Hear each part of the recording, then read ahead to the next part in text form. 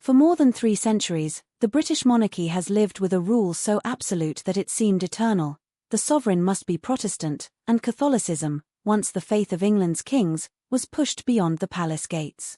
That boundary was written in law after the Glorious Revolution of 1688 and reinforced by the Act of Settlement in 1701. It became part of the Crown's identity. The throne and Rome could never be reconciled. And yet now, in the twilight of her 92 years, Catherine, Duchess of Kent, has forced the monarchy to face what once seemed impossible. Her death, peaceful and surrounded by family, carries a final request that will echo into history: a Catholic funeral. With that decision, her quiet life has become the spark for a symbolic rupture at the very heart of royal tradition. The last goodbye that rewrites history. The announcement from Kensington Palace was delivered with solemn dignity. Catherine, the royal family's oldest member, had passed away. The palace emphasized her peaceful departure, but beneath the respectful tone lay a truth of extraordinary weight. Her farewell will not be shaped by the liturgy of the Church of England, but by the Catholic rites she chose in life. This is not a detail of protocol. It is a message that the monarchy itself is capable of bending, however reluctantly, to the will of personal conviction. Catherine's funeral is not just the closing chapter of one life. It is the collision of centuries of history, law, and identity with the simple, unwavering faith of one woman. A duchess in the shadows. To understand the power of this moment, one must look at the woman herself. Catherine was not born into the Windsor dynasty. She came to it through marriage, joining the family as the wife of Prince Edward, Duke of Kent, a cousin to Queen Elizabeth II. Unlike many who entered the royal circle, she never craved attention or glory. Her life was marked by humility. She supported charities, worked quietly in the arts, and, most famously, taught music in state schools under the plain name Mrs. Kent. Her students often had no idea that their teacher carried a royal title. For Catherine, service meant something beyond pageantry. It meant disappearing into the lives of others, giving without demanding recognition. But humility does not mean insignificance. In 1994, Catherine made a choice that would set her apart forever. She converted to Catholicism, becoming the first member of the royal family in more than 3 centuries to embrace Rome. For most of Britain, the news was a curious footnote. For historians, it was a tremor in the bedrock of the monarchy. Centuries of suspicion. Why did this matter so much? Because the Crown and Catholicism have a history of blood and betrayal. England once stood proudly Catholic. The medieval kings, from Edward the Confessor to Henry VI, prayed to Rome, received papal blessings, and built churches in loyalty to the Vatican. But all of that collapsed under Henry VIII. His break with Rome in the 16th century was not merely theological, it was political survival. By founding the Church of England, Henry tied the monarchy's legitimacy to Protestantism. From that moment on, Catholicism was branded as a rival power, a foreign allegiance, a danger to national unity. The consequences were brutal. Under Elizabeth I, Catholics were seen as potential traitors. Under James I and Charles I, suspicion only deepened.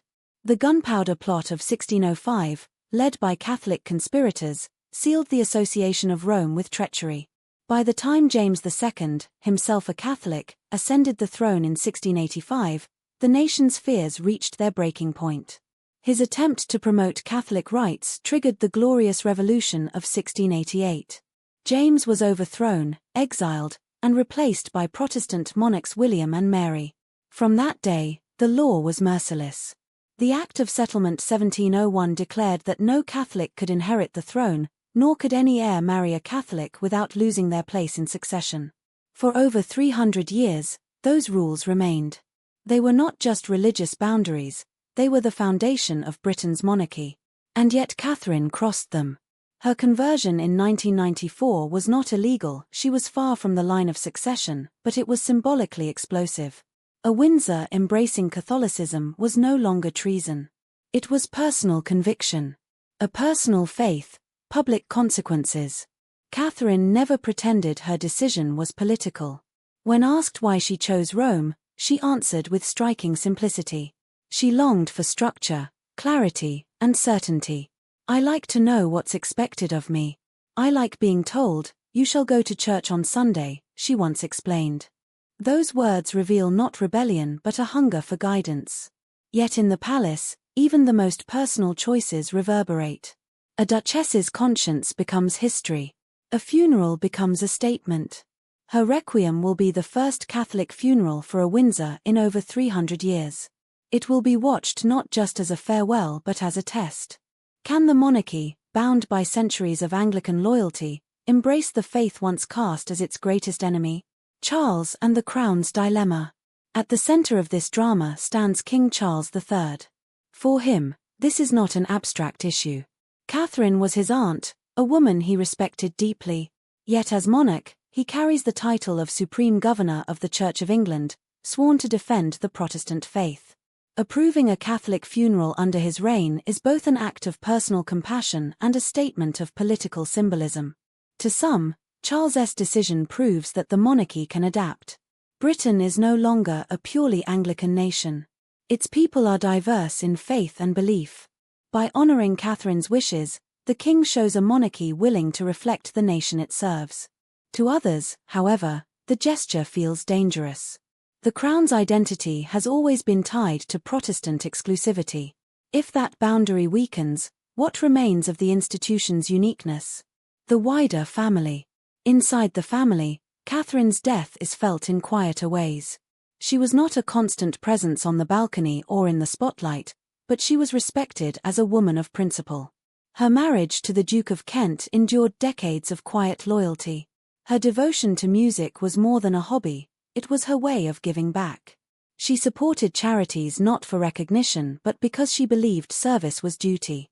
Her conversion, while private, became her defining mark. It is telling that in her final wish, she did not bend. She wanted a Catholic requiem, and the king will give her one. The arrangements are more than protocol. They are an acknowledgement of love, respect, and individuality inside a family often accused of crushing personal freedom beneath duty. The echo of history. Catherine's requiem will not be a revolution in law. The monarch must still remain Protestant. The heirs to the throne cannot convert. Succession rules remain intact. But in perception, the event is seismic. Compare it to Edward VIII, who in 1936 abdicated to marry Wallis Simpson. His personal choice tore the monarchy apart, leading to a constitutional crisis. Catherine's choice, by contrast, has not destroyed the monarchy. But it has forced it to stretch. It has created a moment where faith, long treated as an institutional threat, is instead honored as personal truth. This shift marks a new chapter. The monarchy is no longer an immovable rock. It is a body willing to bend for conscience. That bending may ensure its survival or, in the eyes of traditionalists, mark its weakening. A question for the future. What will history make of Catherine's funeral? Will it be remembered as a sign of compassion in a changing age, or as the first crack in the wall of Anglican exclusivity? The truth may depend less on law and more on perception. Monarchies do not survive on force alone. They survive on meaning, on the belief that their rituals reflect something eternal. Catherine's requiem disrupts that eternal image. Yet perhaps that disruption is the monarchy's salvation. In a world where institutions face constant scrutiny, rigidity can kill. Adaptation may keep the crown alive. Catherine, who lived in humility, may in death have given the monarchy a lesson, that survival lies not in denial but in compassion. The final reflection. Her life was not defined by titles, though she carried them. It was not defined by power, though she lived near it. It was defined by music, by charity, by conviction. And in her final act, it is defined by faith. When the Catholic prayers rise at her requiem, they will not only mark her farewell but echo through centuries of conflict, suspicion, and defiance. For the first time since England overthrew a Catholic king, a Windsor will rest under Rome's blessing. Catherine's story is both personal and historical. It is the tale of a woman who chose clarity over conformity, and in doing so, forced the monarchy to bend. Her death is sorrowful, but her funeral is revolutionary. It is proof that even in the heart of the most rigid institution, individuality endures.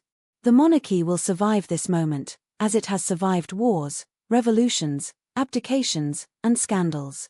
But it will survive differently. Catherine has left behind more than memories. She has left a crack of light in the wall of history, a reminder that conscience, even in Windsor, cannot be silenced.